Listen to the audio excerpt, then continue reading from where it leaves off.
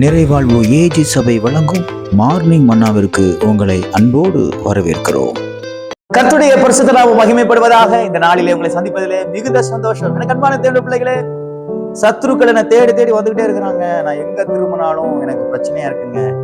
பின்னாடி திரும்பினா பிரச்சனை, முன்னாடி திரும்பினா பிரச்சனை, வலது பக்கம் பிரச்சனை, இடது பக்கம் பிரச்சனை.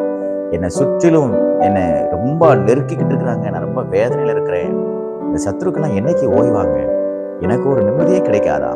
எனக்கு ஒரு சமாதானமே கிடைக்காதா?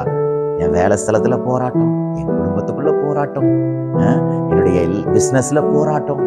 நான் சும்மா ஒரு சின்ன வேலை செய்யறேன், ஒரு சின்ன தொழில் செய்யறேன், அதுல பிரச்சனை. ஏகப்பட்ட பிரச்சனைய அனுபவிச்சு கொண்டு சத்துருக்களுக்குள்ள நீங்க ரொம்ப சிக்கி தவித்துக் கொண்டிருக்கீங்களா? கர்த்தர் உங்க கூட பேசுறார் பாருங்க. மத்தேயு எழுதின சுவிசேஷம் 2ஆம் அதிகாரம் 20வது வசனத்தினுடைய கடைசி பகுதி இப்படியாக சொல்லியிருக்கிறது: பிள்ளையின் பிராணனை வாங்க தேடினவர்கள் இறந்து போனார்கள். தேவதூதன் தோன்றி யோசேப்புக்கு சொல்றாரு, இங்க பாரு, நீ இந்த ஊரை விட்டு உன் சொந்த ஊருக்கு போ. ஏன் தெரியுமா? இவ்வளவு நாள் இந்த குழந்தையை சாகடிக்கணும்னு சொன்னவன நான் எல்லாத்தையும் முடிச்சிட்டேன்.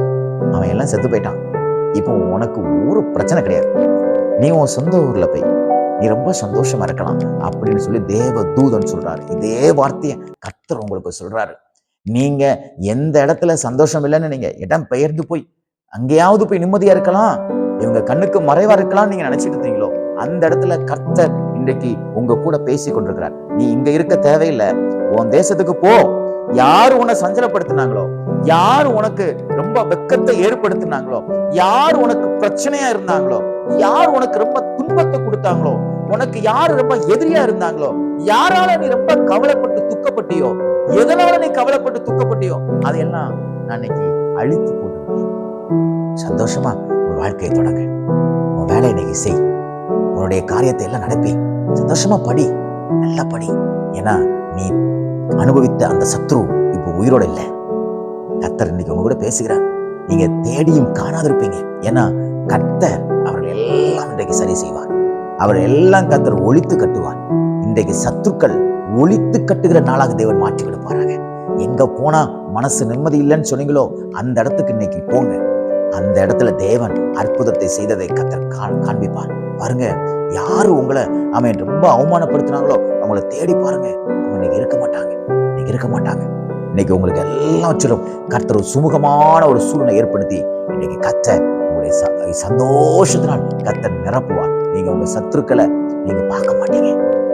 பிசாசு உங்களுக்கு முன்னாடி இன்னும் பயம் காட்ட முடியாது. ராத்திரியில உங்க தூக்கத்தை கெடுக்க முடியாது, உங்க பிசினஸை கெடுக்க முடியாது. காரணம், எல்லாவற்றையும் கர்த்தர் சிலுவையில எப்படி சங்கரித்தாரோ அதே போல இன்றைக்கு சங்கரித்து போட்டிருக்கிறார். ஆகையால் தைரியமா இன்றைக்கு செல்லுங்கள். சத்துருக்களை இன்றைக்கு நீங்க தேடியும் காணாதிருப்பீங்க. உங்களுக்கு உரமா எழுப்பினவர்கள் அழிந்து போய்விட்டார்கள். இந்த நாள் சத்துருக்கள் மேல் ஜெயத்தை ஏற்படுத்துகிற நாளாய், ஜெயத்தை எடுக்கிற நாளாக தேவன் மாற்றி விடுவாராய். God bless you.